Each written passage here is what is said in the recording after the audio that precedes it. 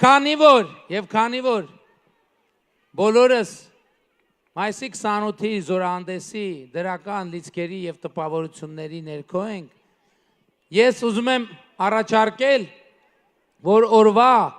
մեր հանդիպումները ամփոփենք հենց նրանով, ինչով առավոտյան մենք այսօր սկսեցինք այրում, բնակավայրում նոյեմբերյան խոշորացված համայնքի։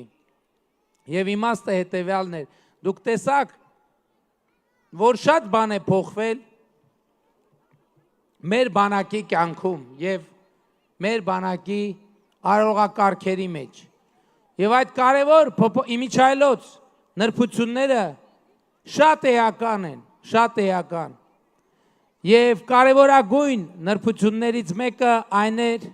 որ հրամատարական ողջույնի մեջ եւ ընդհանրապես ողջույնի մեջ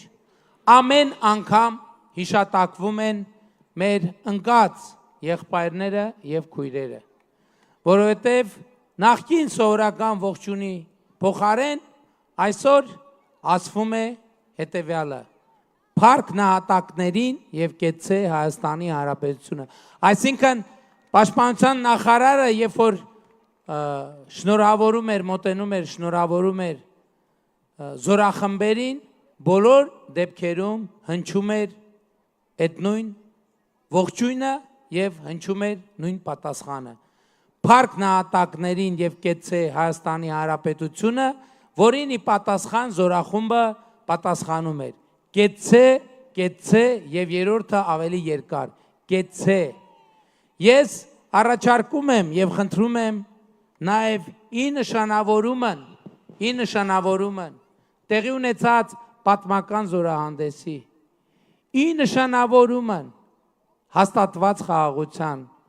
ի նշանավորումն այն բանի, որ մենք գտնվում ենք ամենամեծ սահմանամերձ բնակչություն ունեցող մարզում, իմիջայլոց Հայաստանի սահմանամերձ բնակչության, այսինքն բնակավայրերի բնակչության 60%-ը ապրում է Տավուշի մարզում։ Եկեք ծափերով ողջունենք մեր սահմանամերձ գյուղերի բնակիչներին։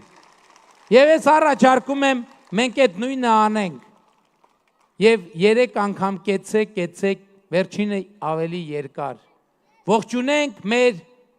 բանակին, ողջունենք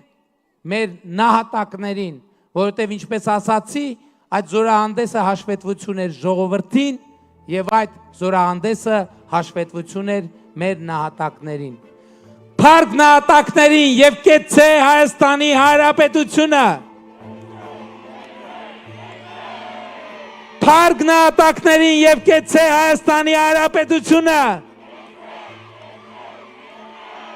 Փառք նահատակներին եւ կեցցե Հայաստանի Հանրապետությունը։ Շնորհակալ եմ, սիրում եմ բոլորիդ, հպարտանում եմ բոլորովդ եւ խոնարհվում եմ բոլորիդ առաջ։ Շնորհակալություն։ Հիմա վայելեք դրոն շոուն։